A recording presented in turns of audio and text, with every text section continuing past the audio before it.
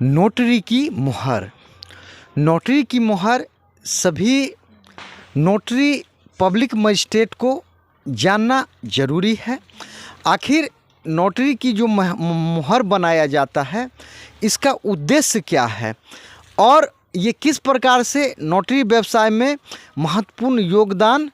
देती है। सबसे पहले नोटरी मुहर को समझने के लिए भारत के कानून को समझना ज़रूरी है, चूँकि संपूर्ण भारत में नोटरी व्यवसाय को रेगुलेट करने के लिए एक कानून बनाया गया है जिसको नोटरीज एक्ट 1952 कहते हैं। इसमें टोटल 1 से 16 धाराएं हैं। धारा 15 में केंद्र सरकार को नियम बनाने का विशेष सुविधा प्राप्त है और इसी के आलोक में केंद्र सरकार क्या करती है कि समय समय पर नोटरी का व्यवसाय सही से कंडक्ट हो सके, सही से संचालित हो सके, समय समय पर नियम बनाती रहती है और नियम में क्या होता है कि सुधार करती रहती है।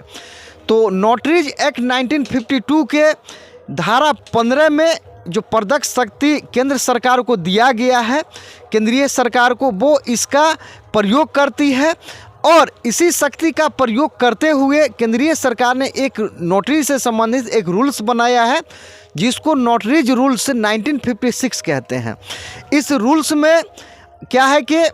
कैसे आवेदन करना है, कैसे इसको पूरा करना है, कैसे इसमें सारा वर्णन है कि कैसे इंटरव्यू कंडक्ट करना है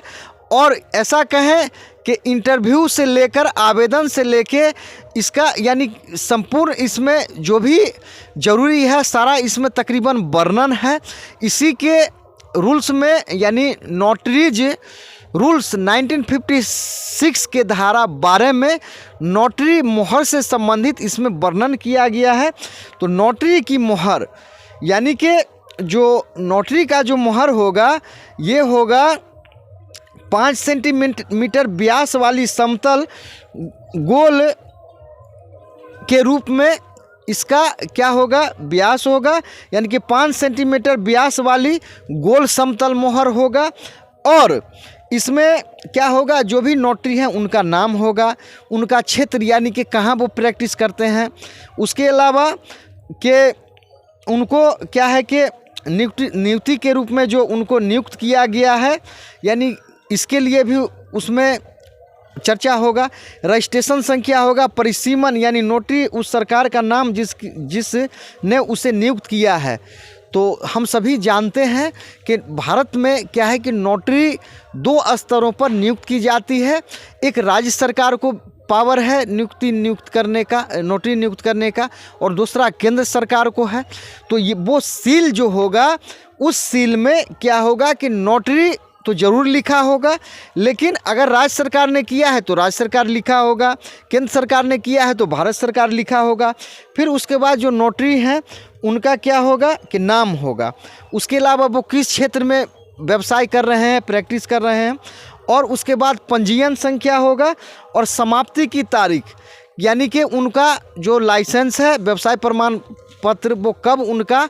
एज एक्सपायर हो रहा है, कब समाप्त हो रहा है, इसका उसमें चर्चा किया जाएगा। तो नोटरी व्यवसायी क्या है कि सुचारू रूप से नोटरी व्यवसाय करें और क्या है कि किसी प्रकार का इसमें ऐसा कहें कि गोलमाल नहीं हो, हेर फेर नहीं हो, किसी प्रकार का क्या है कि धोखाधड़ी नहीं हो, इसको दूर करने के उद्देश्य से नोटरी रूल्स क्या है कि 1956 के नियम 12 में मोहर यानी नोटरी मोहर का चर्चा किया गया है। तो ऐसा समझें कि इसका उद्देश्य ही है नोटरी व्यवसाय को पारदर्शी बनाना। तो हम सभी जो भी इससे जुड़े हुए हैं इस बात को अच्छी तरह समझ गए होंगे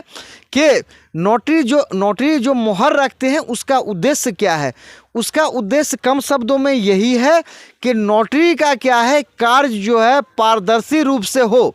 उसमें उस सील का दुरुपयोग नहीं हो, जो जिनको व्यवसाय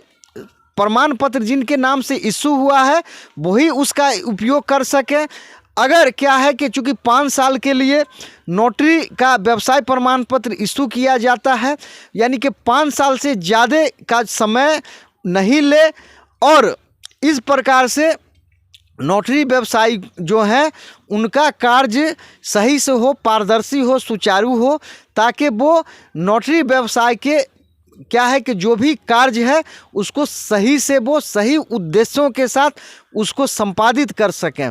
तो हम सभी समझ गए होंगे कि नोटरीज एक्ट 1952 इसके नियम यानी कि इसका जो धारा है 15 में विशेष कानून बनाने का केंद्र सरकार को अधिकार प्राप्त है और उन्हीं अधिकारों का प्रदत्त शक्तियों का प्रयोग करते हुए केंद्र सरकार समय समय पर नोटरी से संबंधित जो भी कार्य है उसको रेगुलेट करने का कार्य करती है या कंडक्ट करने का, संचालित करने का कार्य करती है। और इसी नोटरीज नियम यानी कि नोटरीज नियम 1956 में क्या है कि जो इसका जो नियम 12 है उसमें नोटरी की मोहर का चर्चा किया गया है। और हम समझते हैं कि ये जो भी है नोटरी से जुड़े हुए हैं, इसका मैं समझता हूं कि उनको सही से जानकारी इसके बाद उनको प्राप्त हो जाएगा। और इसका क्या है कि नोटरी का जो उद्देश्य है उसको वो समझकर जो भी नोटरी के हितों का जो कार्य है उसको करेंगे।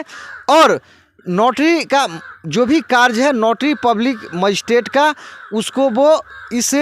खास करके जो मोहर है मोहर के उपयोगिता को समझेंगे कि जो ही एज एक्सपायर होता है इसका उपयोग नहीं करना है, अगर करते हैं तो वो कानून के नज़र में दोषी होंगे। तो कुल मिलाकर जो निष्कर्ष निकाला जाता है कि नोटरी का जो मोहर है इसका उद्देश्य है नोटरी व्यवसाय को क्या पारदर्शी रूप से व्यक्त करना और नोटरी व्यवसाय में पारदर्शिता लाना। तो नोटरी का जो मोहर है इस पर हम सभी इसके वैल्यू को समझ गए होंगे, क्योंकि नोटरी मोहर को हम सबों को जानना जरूरी है कि आखिर किस उद्देश्य से नोटरी मोहर का उपयोग किया जाता है। इसका मतलब ही होता है कि जो जिस समय के लिए व्यवसाय प्रमाण पत्र किन्हीं को भी निर्गत किया गया है उसके अंदर ही यानी कि उस सीमा में ही रहकर कार्य किया जाए। अगर क्या होता है कि डेट अगर एक्सपायर होता है तो इसका दुरुपयोग समझा जाएगा। तो नोटरी मोहर क्यों ज़रूरी है, क्योंकि इसमें क्या है कि अगर राज्य सरकार ने अगर लाइसेंस प्रोवाइड किया है तो राज्य सरकार स्पष्ट रहेगा, केंद्र ने किया है तो केंद्र का स्पष्ट रहेगा। इस प्रकार से मोहर से जो डॉक्यूमेंटेशन वेरिफिकेशन होता है कोई भी अधिकारी या कोई भी सक्षम प्राधिकार समझ जा सकते हैं कि ये राज्य द्वारा इशू किया गया है या केंद्र सरकार द्वारा प्रदत्त जो लाइसेंस है उनके द्वारा किया गया है। तो इसमें क्या है कि पारदर्शिता हो, स्पष्टता हो और क्या है कि जब भी कोर्ट को ज़रूरी हो या न्यायालय को ज़रूरी हो क्या है कि ये नोटरी मोहर के माध्यम से उनको जो भी नोटरी व्यवसायी हैं उनको सही रूप से क्या है कि उनको नोटिस निर्गत किया जा सके या उनको क्या है कि सूचना दिया जा सके। तो इस मोहर का कार्य ही है कि या राज्य सरकार से लाइसेंस प्राप्त है या केंद्र से प्राप्त है या उनका एक्सपायर यानी कि उनका एक्सपायरी डेट क्या है। तो कुल मिलाकर ये जो नोटरी का मोहर है ये नोटरी व्यवसाय में पारदर्शिता लाने का कार्य करता है। तो आशा और उम्मीद किया जाता है कि ये जो रूल्स 12 है 12 में नोटरी के मोहर की चर्चा है, हम सभी समझ गए होंगे कि आखिर मोहर किस प्रकार से कार्य करती है। तो आशा उम्मीद किया जाता है, आपसे निवेदन है कि ये जानकारी आपको कैसा लगा। नोटरी की मोहर से संबंधित कृपया आप कमेंट करें। अगर क्या है कि और भी अगर इससे संबंधित जानकारी चाहिए तो कृपया कमेंट करें। ये चैनल आपको देखने के लिए बहुत बहुत धन्यवाद।